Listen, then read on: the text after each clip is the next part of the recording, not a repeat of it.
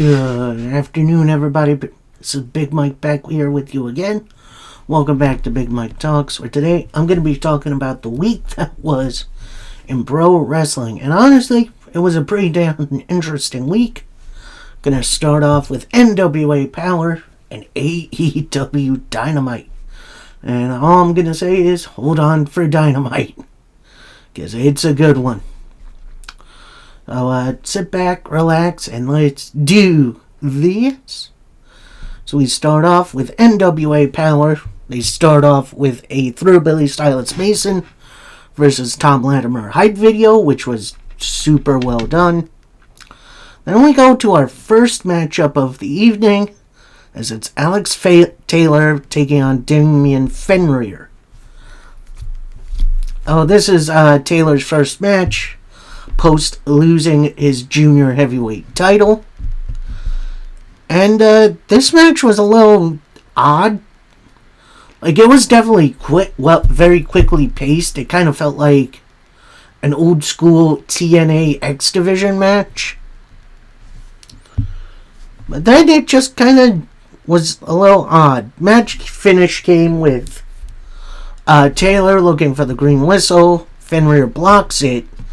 Taylor goes for a roll-up, then Fenrir right in the middle of it with his own like sit-down roll-up style thing to pick up the win.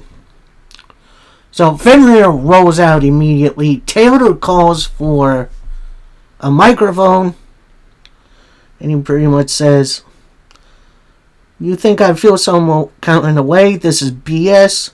I'm hungover. I got married over the weekend.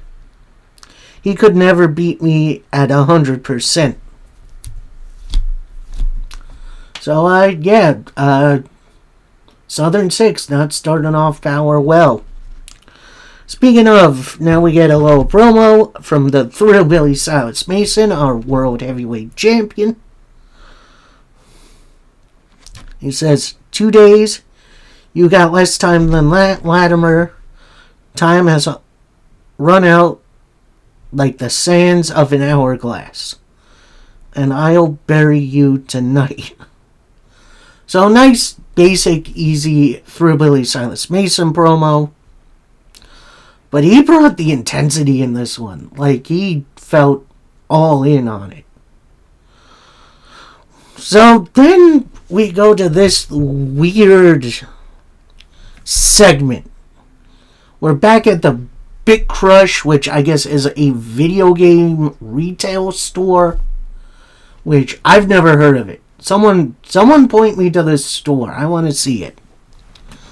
Where we have Daisy Kill in, and he's complaining that a game doesn't have a picture on it. I don't even think it was a wrestling game. I think it was like a rock band or something. So then the guy at the register pretty much says, "Look, do you feel lonely? Not in that way. But obviously you miss your partner." And then Daisy Gill kind of gets up in his face and says, You're blaming me for what?" So the Big Crush employee says, "Look, it's time for Daisy Kill to make a splash." Daisy then says, "Well, we're not swimming. It's wrestling." So that the employee continues, "Look, it's time for Daisy Kill to stand out on his own. You need to take on and out the entire roster. You should do an open challenge." So Daisy Kill replies, "I know what I have to do. I know I can take on any person in that locker room. But it's not going to be an open challenge. We're going to call this the Daisy Kill Reign of Terror. And all you have to do is tune in and watch." So, very strange promo from Daisy Kill. And honestly, a very weird segment. Like, all that build up just to get, oh, he's going to do an open challenge now, which, yeah, we're going to see that.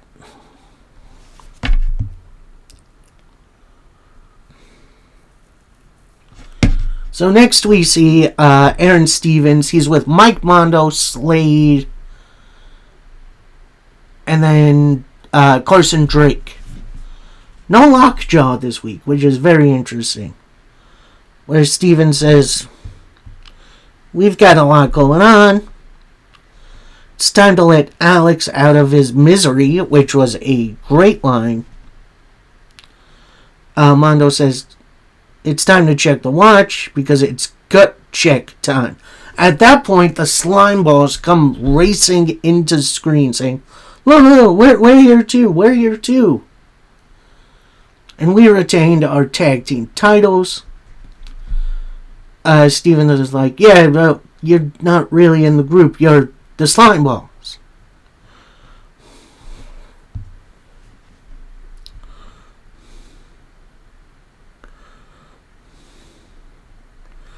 So Mondo finishes up the promo saying, either it's going to be the easy way or the hard way. You're stamping in the ring with the wrestling machines. And instead, if you want to stand up to us, you're going to have to tap out. So, interesting premise. So we're getting a all-championship champions tag team in this group. And if I remember seeing correctly, they're already set for the Crockett Cup. So, let's see where this goes.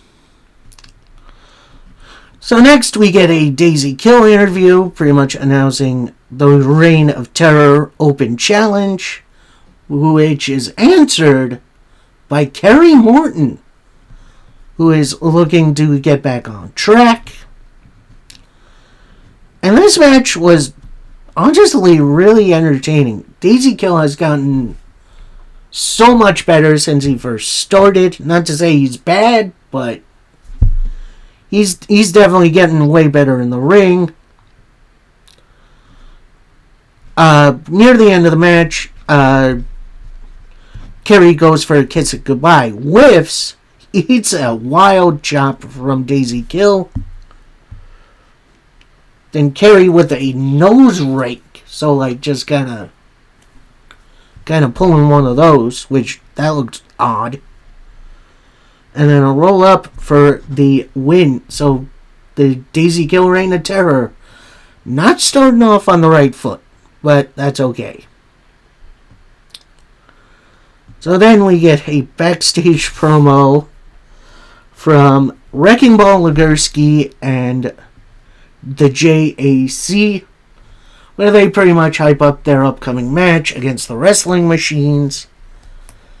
And I'm gonna say this. I get being pro USA. It's fine. This gimmick feels like it's stuck in the 80s. Which, don't get me wrong, it makes him stand out. But good lord, he needs a new gimmick. And it looks like he's bringing in JAC to replace Jay Bradley. So this is kind of a new Fixers, which I hope they don't call them that. You have a new old tag team, it never works. Like, I want to say it was Leif Cassidy and who the heck? Marty Jannetty coming together to be the new Rockers. Or the new Fantastics. Or, you know what I mean. It never really works. So hopefully they come up with a fresh idea for this potential tag team. So next, we go somewhere else backstage. I'm not sure where they're at. For Knox and Murdoch promo. Knox is still wrapped up.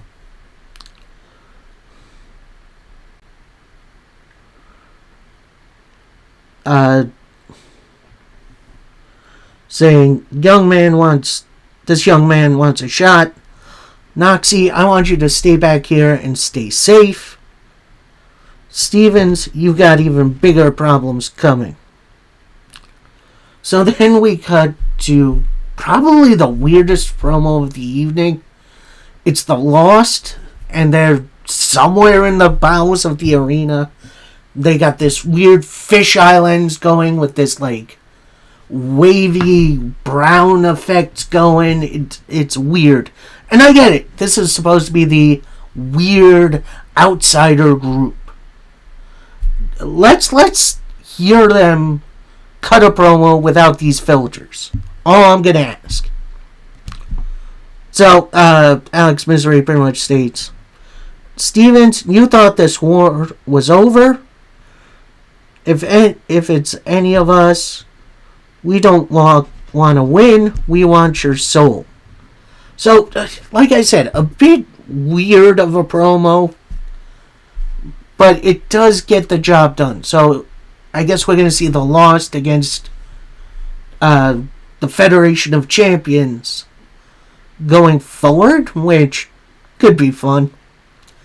Speaking of fun, this was honestly a really fun match, as it's Wrecking Ball Legursky teaming up with the JAC to take on Slade and Mike Mondo of the Wrestling Machines, which, brand new name, love it.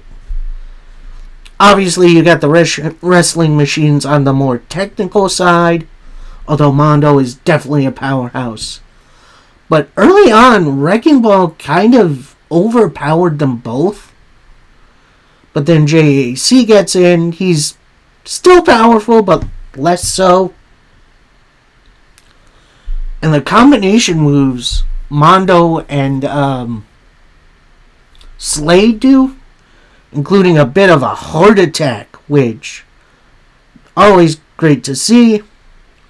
But after a knee from Slade and then a gut check time on the Wrecking Ball. So your winners, the Wrestling Machines. So, honestly, that was a very entertaining tag match. I'm not sure where this is going to lead for both teams. I do believe they're already set for the Crockett Cup. So, yeah, we'll see. We'll see what goes from there. Next up, we got a promo from Tyler Stevens. No relation to Aaron Stevens. Although you can call him by another name. It's the Wall Brother. And no, brother isn't a part of that. That's a very, very old reference from WCW. If you want to look that meme up. He pretty much says, I made it here to the NWA. I built myself up brick by brick. Murdoch is going to see me, have to see me, and get his butt kicked. So, an interesting promo. I do get the point. He needs a little bit more mic work. Not saying he's bad. He was a little bit awkward. So, hopefully he does get some more mic time and a little bit more practice. So next we cut to pretty much outside the arena for a promo from the Country Gentlemen with Joe Kazana asking, oh, what happened in the match? What happened in the match? How could you lose? Then AJ chimes in and says, look, Slime Balls, it took both of you to pin me. We got a hand on you. Next time we see you, it's on sight. Then Joe kind of puts a hand on AJ's chest, says, from now on, everything we and you all do will be by the book. So we definitely have some legit reason for a future rematch. Is it the way I do it? No, but I'm interested in seeing where this is going. So next up, we got Tyler Stevens taking on Trevor Murdoch. And this match started off as a hoss fight, but ultimately Murdoch just destroys Tyler Stevens, ending it in maybe a couple minutes with the top rope bulldog to pick up the win. Post-match, Pretty Boy Smooth comes out and attacks Murdoch with the chair post-match. Then we see EC3 and Pastor CeeLo standing up on the ramp. So, it looks like Trevor Murdoch is going to be taking on a bit of a younger generation going forward, which definitely all for. So next we get a little promo from Tom Latimer, which always nice to hear from him, where he says, "I'm finally getting my rematch I should have had at Samhain, if not for Matt Cardona. I'm gonna fight fire with fire this time, and the NWA World title is coming back with me." Then we see the same kind of hype video we saw at the top of the hour for Latimer versus Thrillbilly. Then we get an interesting backstage promo from Mims and the Pope together, with Pope pretty much taking the lead, saying, "I've been thinking about your past, man. I see you working hard on the ring crew when you started. That's when Pope started to help you. And I guess that led to a lack of communication. I don't have to tell them why. I know what the future holds. And it's us on the same page." So Mims finally chimes in which he says, "I've been tired of asking questions. What we are going to do for you is answer why." And that's going to be Pope and Mims on the same page. And I do believe this crew is set for the Crockett Cup. So, it looks like they're going to be a team going forward, which personally I didn't see coming. But, that's going to be interesting going forward. So then we hit our main event of the evening, at least for Power, and it's for the NWA World Heavyweight title. It's Thrillbilly Silas Mason takes on Tom Latimer. And before the match begins, Latimer and Thrillbilly meet on the ramp. They just start absolutely kicking the crap out of each other. Eventually, they get back in the ring. The bell rings. Thrillbilly attempts a throw ride right off the bat, but Latimer blocks it, hitting a beautiful drop kick, and then a little bit of an awkward crossbody to the outside. And then we are about to hit a commercial break, where we get a Natalia Markova, Giselle Shaw backstage promo, where Markova says, "I don't really like looking at the past, but I stopped and I focus on the present. We had such great chemistry in our match, but before she can say anything else, Tiffany Nieves and Gerda, I believe her name is, attacks both of them from behind. Then all of a sudden the table shows up, which I didn't see that in the original promo. Tiffany is yelling at Gertrude to chokeslam Markova through it, and she does. Then she kind of turns to Giselle Shaw saying, "Welcome to my NWA, where I'm the future women's champion."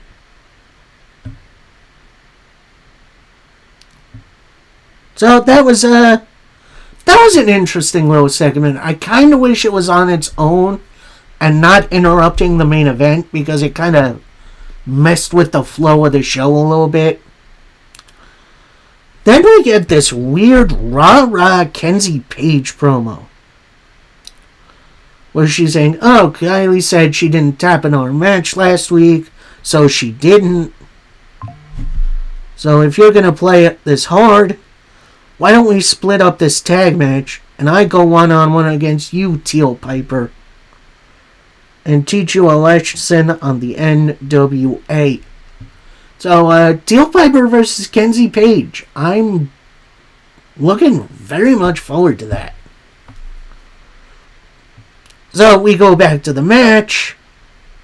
And it was less of a commercial break and more of a promo break, which was very odd.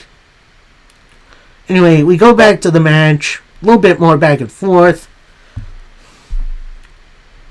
Latimer tries for a backdrop. Thrillbilly with a backbreaker. Then locks him in a front bear hug. I'm not sure what to call that. Tom initially fights out, but then Thrillbilly locks in a proper bear hug. Eventually, Tom fights out after a bite right to the face. Ringing the bell, just hitting a big atomic drop, a clothesline, and a big splash. But eventually, Thrillbilly fights back, hits a DDT and a Thrill Ride to win and retain. And then post-match, we get a little stare down. It looks like they're a little angry at each other. Latimer extends his hand for a handshake, and then Thrillbilly looks him up and down and just leaves the ring. So, yeah, definitely an interesting finish. I feel like if we got a couple more minutes, it would be a little bit better. It kind of felt like it came out of nowhere because they were running out of time. But there was 2-3 minutes left. So I'm not really sure what this was supposed to be. Match itself was fine, but the finish felt rushed and kind of out of nowhere. So, power, a little bit of above average. It wasn't the worst thing in the world, but it also wasn't their absolute best. Hopefully we can see them step up in the coming weeks, especially with the lead up to the Crockett Cup. So that was NWA Power. We now go to AEW Dynamite. And oh boy, did Dynamite bring it this week. Honestly, last month or so, Dynamite has been super good. And we start off with a little bit of an awkward promo segment with Willow Nightingale. I think it was Willow. I think it was Statlander. No, it wasn't Statlander. It was the 3 of the 4 participants in the Fatal 4-Way for the TBS title. Then we got an interesting one between Swerve and Kenny, which is going to be our main event, and I'll talk about that in a second. So, a little bit awkward. Promos felt kind of rushed. I feel like they would have been fine strewn throughout the night, with maybe one of them focusing on one of them at the top of the hour. Anyway, then we go backstage for an interview with Orange Cassidy, where it's revealed Roderick Strong, who was supposed to be his partner for the evening, walked out of the arena. So, yeah, it looks like we're getting a Roddy heel turn. But then Orange Cassidy reveals, that's the thing about the conglomeration. There's a lot of us. That in walking on screen is the Stone Pitbull himself, Tomohiro Ishii. And yeah, I just went boing. Ishii is one of those rare guys where I absolutely love it when he's on TV, because he's just one of the best. Anyway, so we go to our first matchup, and it's a Continental title eliminator match, meaning if the challenger wins, he gets a future title shot. So we got Jon Moxley taking on Mark Davis.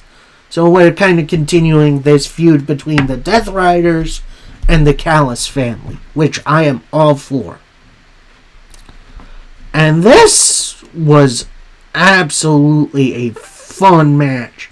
Very hard-hitting, very emotional too, actually. Because at one point we see Mark Davis, he's about to hit Moxley on the outside. Moxley moves, so Davis hits the ring post, fist first. Then later on we see him bleeding between his fingers, which, that was effective. That's like, oh, he broke his hand, clearly. So they go back and forth for a little bit. You see Moxley selling his leg a little bit more. At one point, Mark Davis hits a pile driver, only for a 2 count. But then he goes in, locks in a sleeper. Mox gets out of it, slaps the taste out of Mark Davis's mouth. Then Davis responds with a big old clothesline. Whiffs on a springboard enziguri. Then Moxley with the curtain stomp, the King Kong lariat. Davis attempts the suplex. That gets blocked, leading to Moxley locking in the Bulldog choke for the submission win. And yeah, that was an absolutely fun match.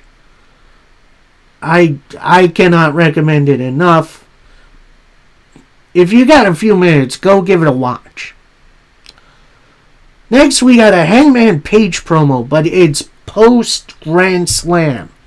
So he's not really in the arena. Saying, Andrade, you were one of the best, but tonight you weren't good enough. MJF, I'm about to ruin your idea of a happy future. And I pray you didn't win. But if you did, at Revolution, I'm coming out to take your title. And look at me and know I'm not lying when I say I will end you. Oh boy, them's fighting words. So yeah, this is going to be a little nuts. So next, we got FTR coming out for a promo. Although the announcers are selling it like, oh, this wasn't part of the plan. This wasn't on the sheet right here. So FTR come out. They have Stoke with them. With Dax saying, look, over the last week, we're trying to understand why in Buck's faction they would cheap shot us in Stokely. In 2016, they were the definitive best team. And they coined the phrase FTR. Now they are sitting solely in second place, right behind us. So Cash Wheeler grabs a microphone and say, the definition of insanity is doing things over and over again, expecting the same result. Last week, the Bucks shook hands with Private Party and the Rascals. So all of a sudden, Private Party and the Bucks are all good now.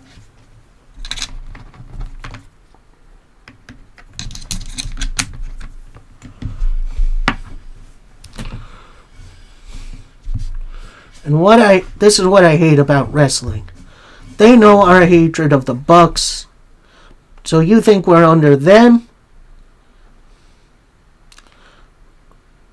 So at that point, Stokely has the microphone and pretty much just spats out all this hatred about the Young Bucks. Then the Young Bucks enter the ring. They super kick FTR. Crowd's reacting huge. with Stokely unaware, saying, "Oh, I'm glad you see it our way. At the end of the day," and he stops.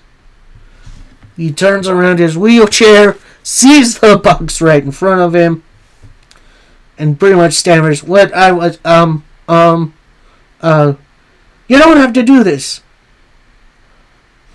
to me." So the Bucks go down, grab the AEW tag team titles, grab a microphone and say, "We are number one contenders for the tag titles, and FTR, we challenge you at Revolution."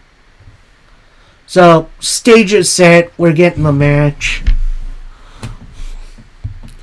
And while I'm a little disappointed we're not seeing a fresh matchup with the Rascals, or Private Party trying to get their titles back, I'm kind of okay with the Young Bucks again.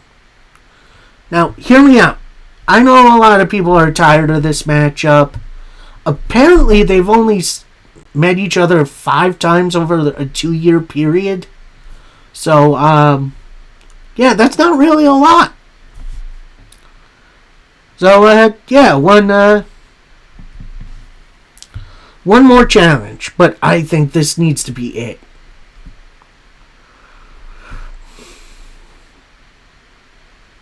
And apparently, something was cut. Apparently, post this promo, the Young Bucks super kicked Stokely out of his chair. But no one saw it. I didn't see it on my TV. I don't know anyone who really saw it. But apparently, the crowd did. So I've been seeing posts about it. So, Warner Brothers Discovery, if this is you, why'd you cut it? Although I did also see that maybe it was a technical issue. I'm not sure what's going on there. Anyway, then we cut to Brody King. Again, it's post Grand Slam. Looks like he's in Gorilla with Bandito. With Brody saying, "I was this close from being world champion.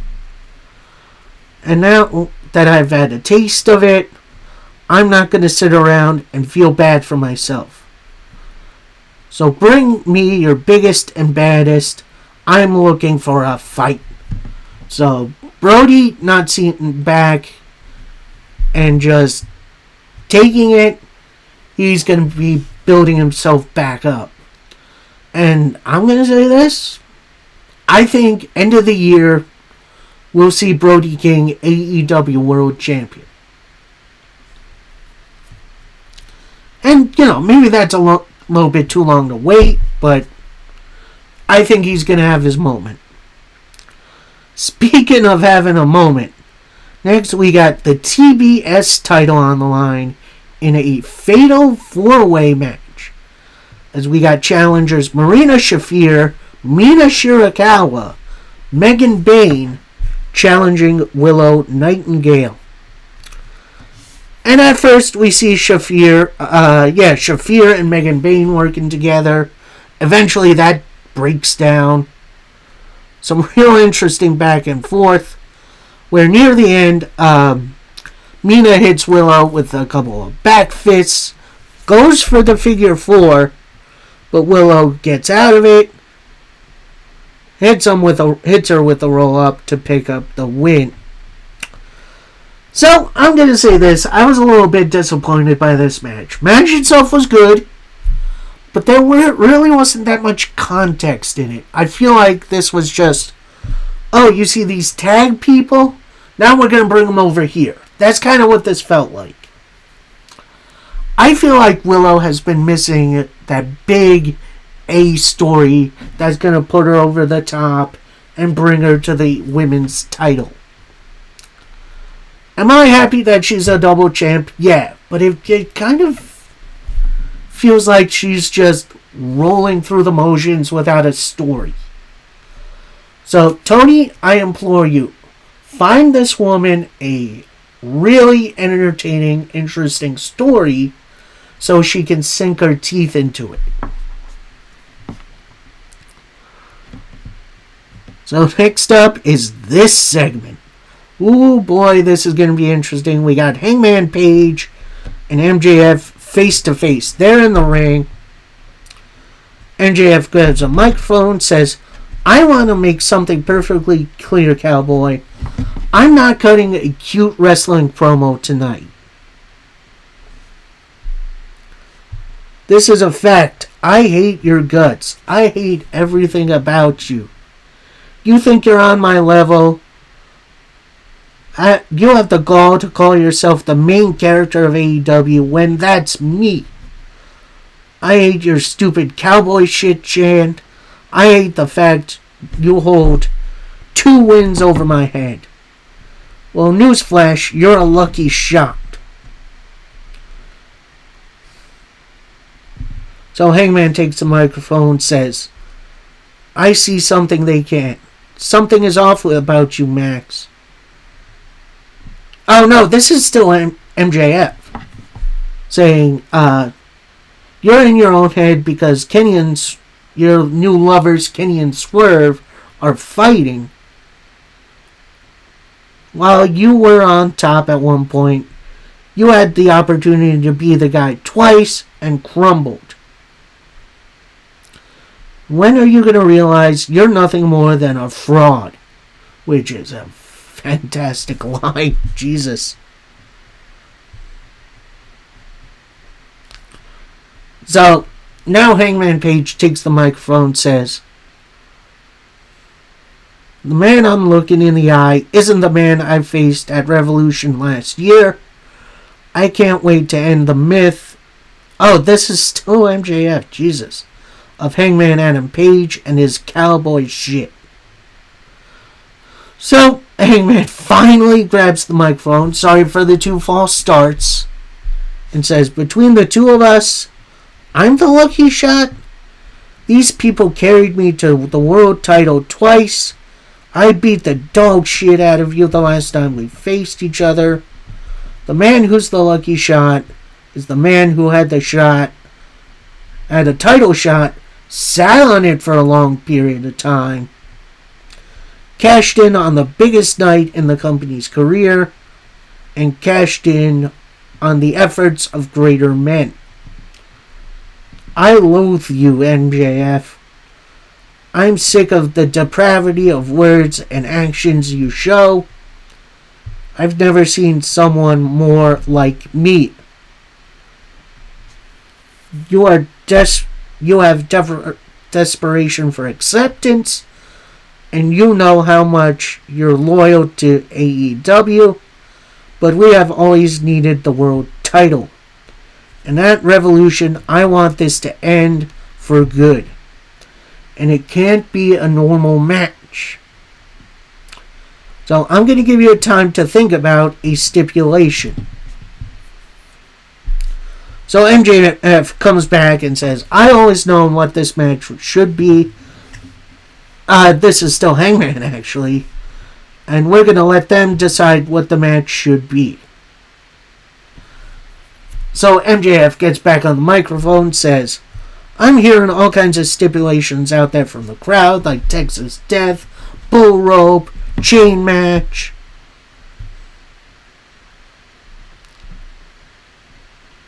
But I'm not doing any kind of match but a normal wrestling match for my title.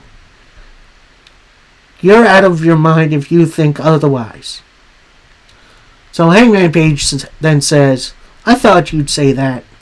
I knew you were always a coward, MJF. So, if you agree to this, I'll give you something. So MJF's ears perk up. Like, almost literally. You see him just like, oh.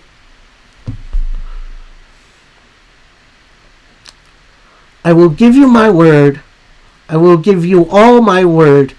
If I lose at this match at Revolution, I'll never challenge for the AEW title for as long as I live.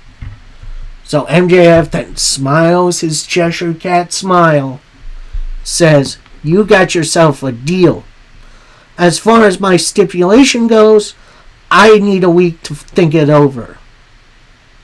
So Hangman then says, MJF continues, unlike you, I don't shoot first and ask questions later, which is definitely a shot at somebody. So Hangman gets back on the microphone, says, "I know my answer, and it's Texas Death." And as we see Hangman Page leaving the ring, you see a look of dread cover the face of Hangman Adam Page. MJF. So, excuse me. So, that promo was obviously awesome. A nice little setup for Revolution, where we're going to have a stipulation match.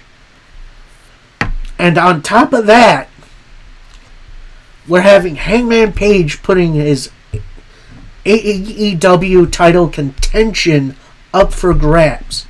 Much like how Cody Rhodes did it against Chris Jericho back in the day. Here's my only potential issue with that. When Cody lost, he kept to his word, and it created, Cody Island, where the Cody Rhodes stuff felt separate from the rest of AEW. Which I know is a little weird to say, but it's the best way I can explain it. So I really don't want to see that for Hangman, because obviously I enjoy Hangman, but I guess we'll see what happens.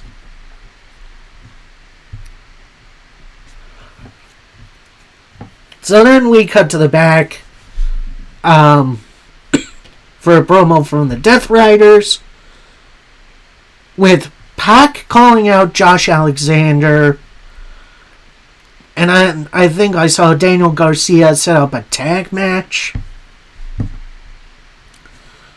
Then we hear from Jon Moxley saying, "Takeshita, we're not through. And at Revolution, it's going to be a no time limits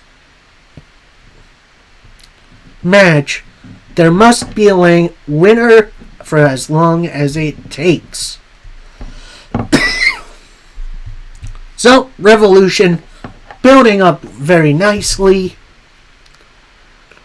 Then we get this kind of odd match, as we got the Conglomeration, so that's Orange Cassidy and Tomohiro Ishii, taking on Gabe Kidd and Clark Connors, who are two guys from New Japan. Actually, I think Clark Connors is a free agent. I haven't seen anything that says he's signed with AEW. But him being here, I feel like kind of makes sense. So, honestly, Connors and Gabe Kidd pretty much destroy Ishii this match, including taking out his leg. They definitely focus on his leg, take him out for a while, including when Clark Connors was on the attack. He kind of just falls over, is grabbing his knee. So this brings up Orange Cassidy. They do some double team stuff. But then Connors gets... Gabe Kidd gets Ishii on the outside. They're brawling for a little bit.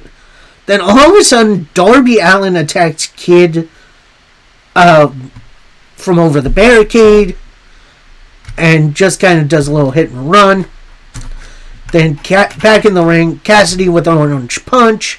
Ishii with a brainbuster for a win for the Conglomeration.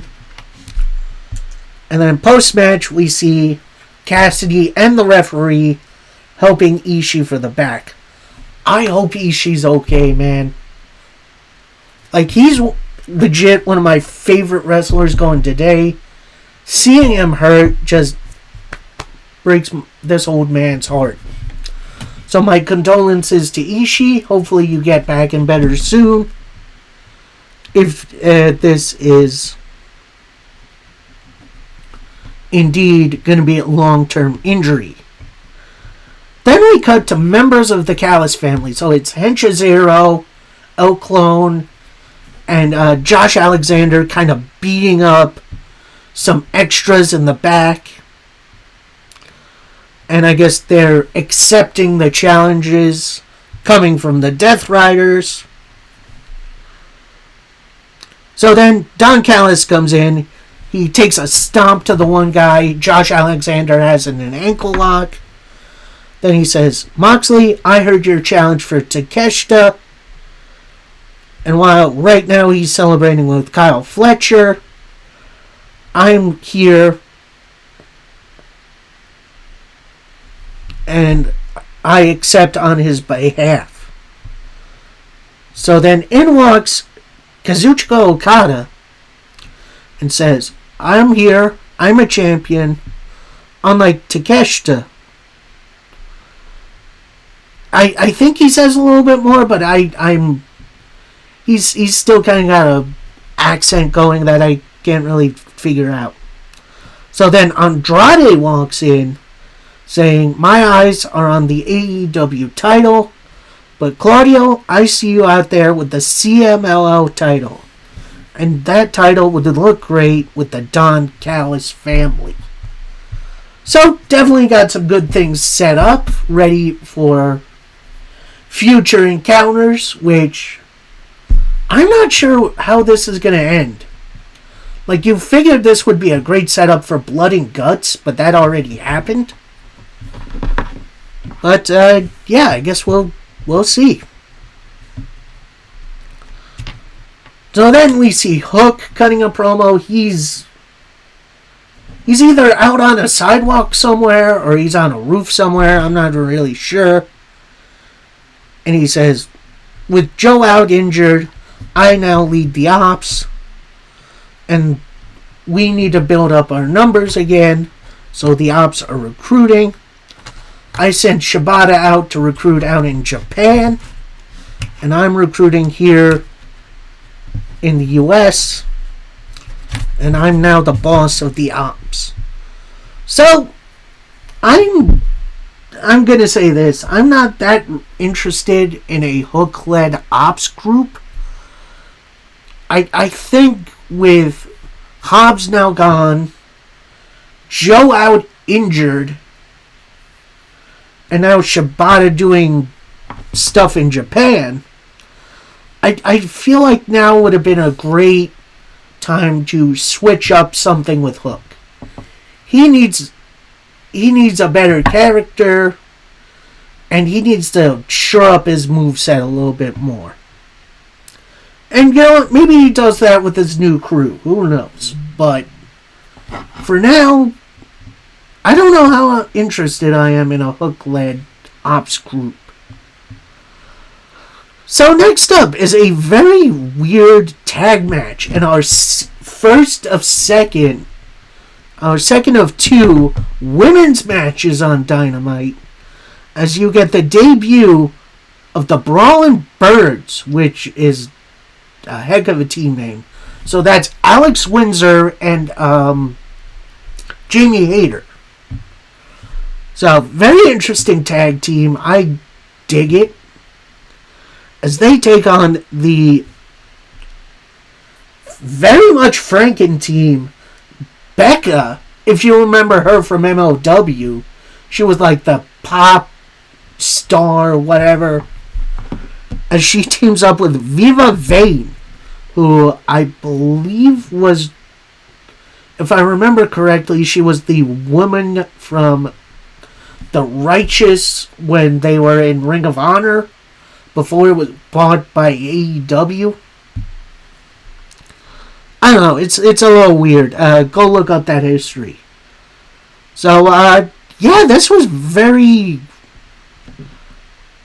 interesting match, a very quick match, but a very a very interesting debut with the Brawling Birds hitting a heart attack to pick up the win. So, maybe not so much a squash match, but enough to leave a good little teasing taste for this new team. Speaking of a new teasing taste, we got our first big return in a while from injury, as it's Thunder Rosa. Yeah. Love me a little Thunder Rosa. And she's sharing interview time with Chris Statlander. With Stat saying, I'm not just here to wrestle, I'm here to fight. I'm waiting to get my payback on Thekla and get back my women's title. So Thunder Rosa chimes in and says, I see what they did to you. I know you've been out for and I want to help. So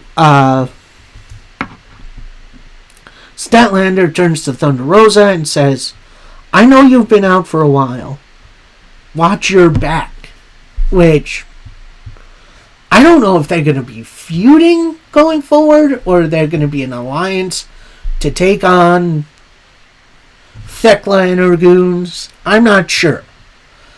But either way, should be an interesting time. Next up, this match. This match was as high-flying as we can get, as we get Kevin Knight taking on the Beast Mortas.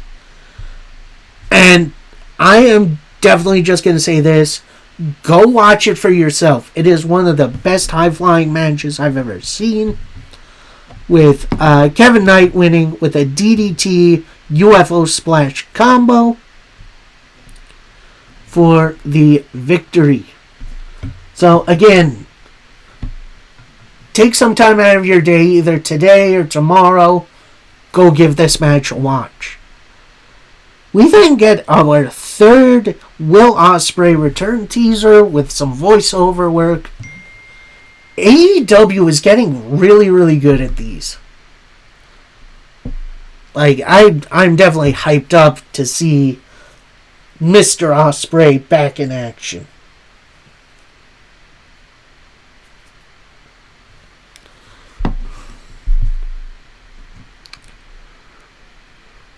So next we get a promo from Ricochet. He's flanked by the Gates of Agony.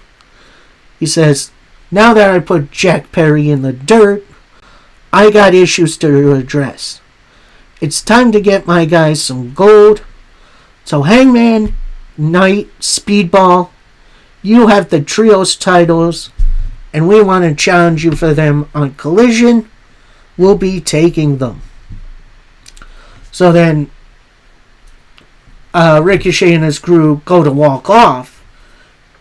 Being stabbed into their locker room door is like a butcher, is some sort of whittling knife, it looked like.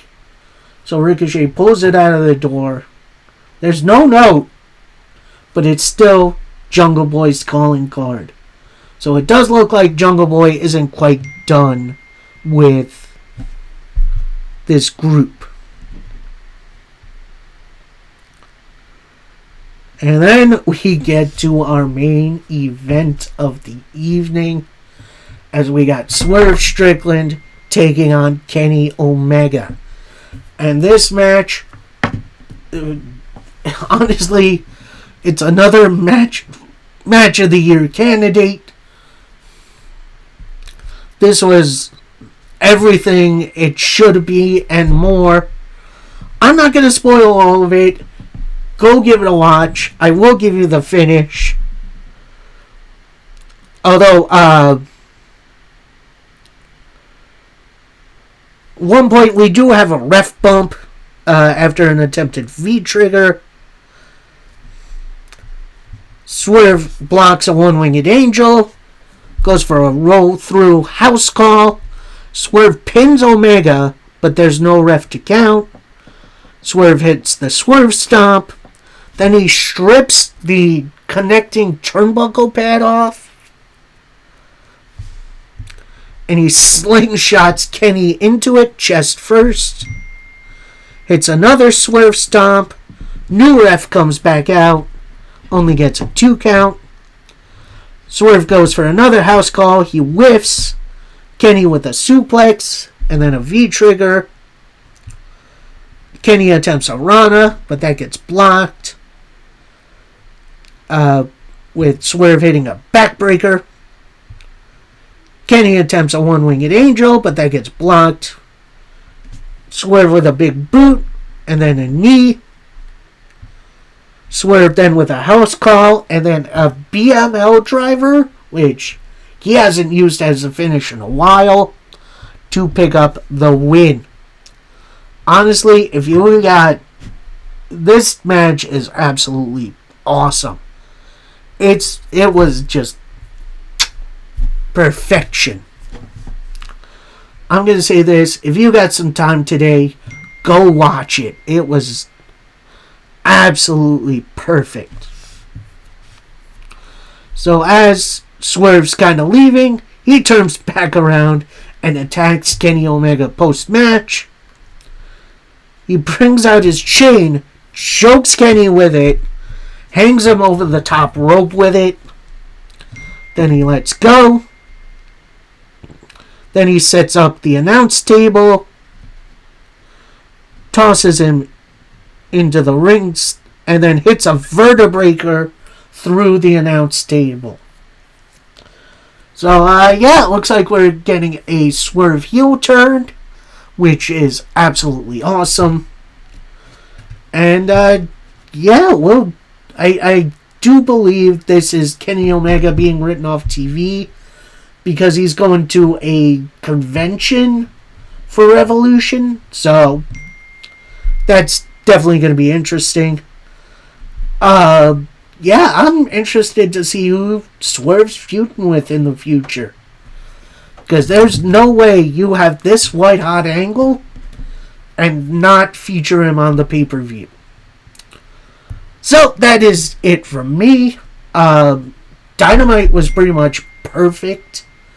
If I do have one critique, it's how they handle, match announcements and future events. Because here we had the pretty big announcement that Double or Nothing is going to be in New York this year. Now, we haven't had the pre-sale yet, but I would have liked to see either someone come out and announce, have a proper announcement for it, or a video package or something. Something to hype it up a little bit more. And yeah, that's pretty much my one critique. Otherwise, this was pretty much the perfect Dynamite. The wrestling was awesome. They got so many good, maybe not white hot angles, but hot enough angles that I want to see where this is going. And to me, that is all I want in a wrestling show. So, that'll do it for me. I hope you all enjoyed. Monday, I'll be covering TNA Impact and probably AEW Collision. I will try my best to get it there. But, I'll see you then. Till next time, happy wrestling, everybody. Peace.